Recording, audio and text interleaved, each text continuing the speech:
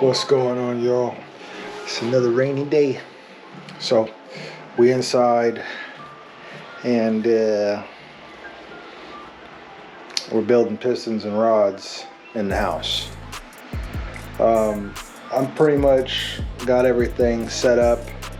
I have taken measurements of all of my stuff. And before I show you this, don't fault me for my legibility on this. Well, don't fault me for how legible this is, but this makes sense to me and I understand it. But these are all my measurements for what I've done so far in order to get to this point to be able to put these together. I have cut rings already. After some further advice, I am going to make an adjustment to the ring. The ring itself, you know, it originally called for me to set them to 22 for the top ring, and then I think it was like 55 thousandths over whatever the top ring was. And with that being said, hold on a second. Sorry about that, we got a little phone call. 50 thousandths or 55 thousandths in addition, times the bore, it ended up being like, I think 30 thousandths gap was what it was, and that's pretty much what I set the second ring to. But after looking at this paperwork that came with the rings themselves, and me getting some knowledge in the fact that CP changed their ring manufacturer from the last time I used this series piston, there are some differences. So this particular one calls for, you see, we got high performance, street application, circle track, drag racing, nitrous over 200 horsepower, turbo supercharged, up to 15 horsepower, up to 15 foot-pounds of torque, turbo over 15 foot-pounds of torque. So over the 15 pounds of boost, not torque, sorry, over the 15 pounds of boost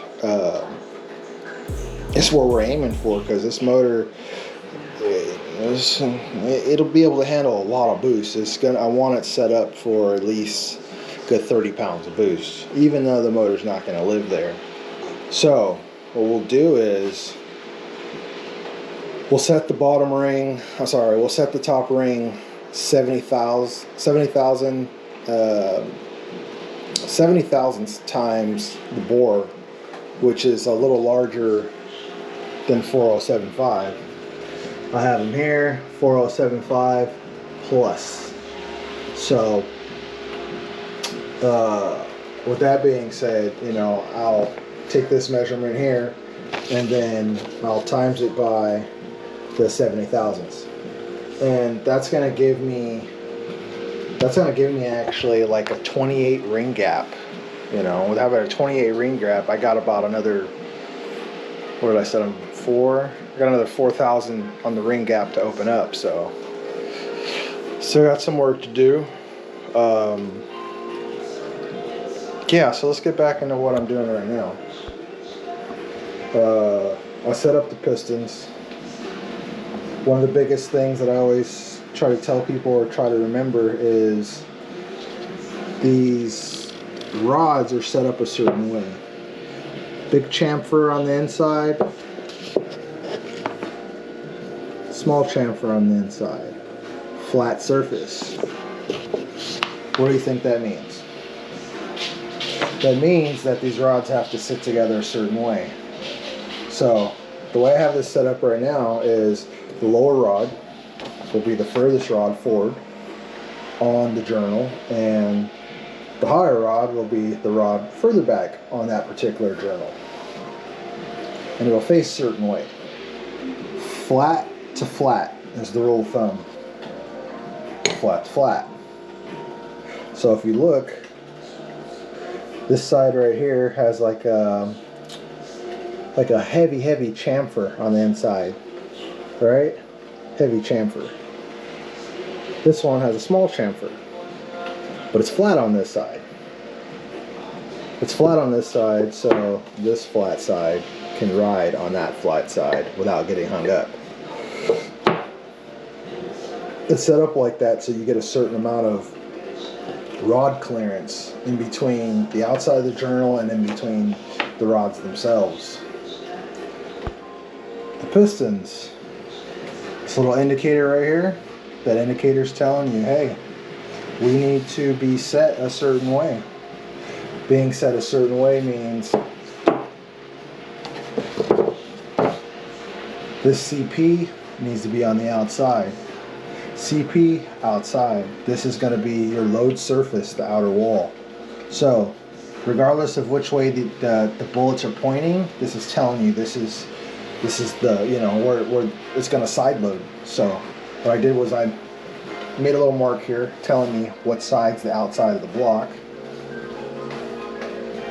And I was just making my way over, and I decided, hey, why not film a little bit of this? I'm not even taking advantage of that, so let's take advantage of it. Right here is our heavy wall wrist pen. Those wrist pens are probably, let me just set you down for a second and show you the difference.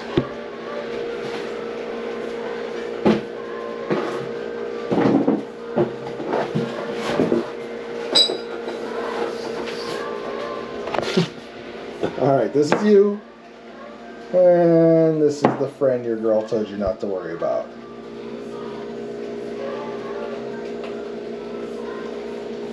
Girthy boy, girthy boy.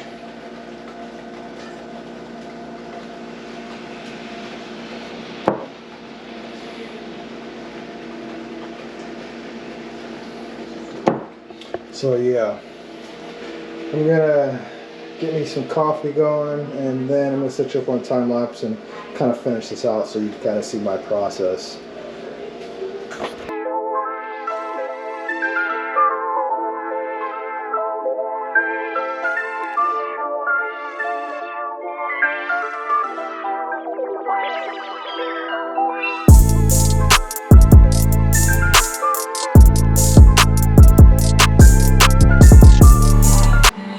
I did this one off camera, and I just did that one in a little slow-mo.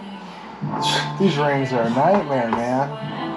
But the reality is, I can show you, but you're gonna have to figure it out for yourself.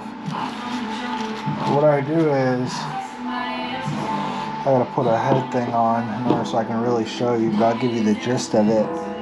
Because what I do is I set one end of the ring up like this, and then I get my pick.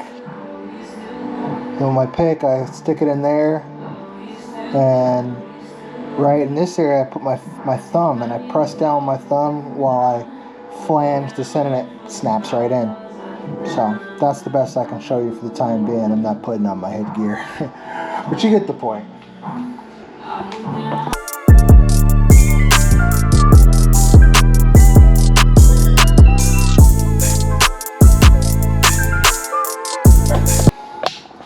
So I got the clips in these.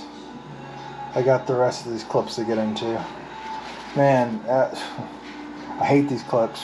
You gotta be very careful, because if you end up getting into the race that's in there, it's aluminum. The ring is steel. Be careful. Be very careful. If you're not careful, you're gonna mess it up, and you're gonna scratch some stuff, and you're gonna have an issue. So be very careful. I had some oopsies, but not an oopsie that was an issue. It was just kind of like, wow, pay attention, boy, pay attention. So the reasons why these are laid out like this is because this is the rods you'll see from the front. All the other rods, all the even rods, will be behind this rod on the same journal. 1, 2, 3, 4, right? So that's where we are for now. I'm gonna get these clips in, and then I'm gonna call it a day on this. That's all I really have time for. But I'll see you guys in the next one. Stay tuned.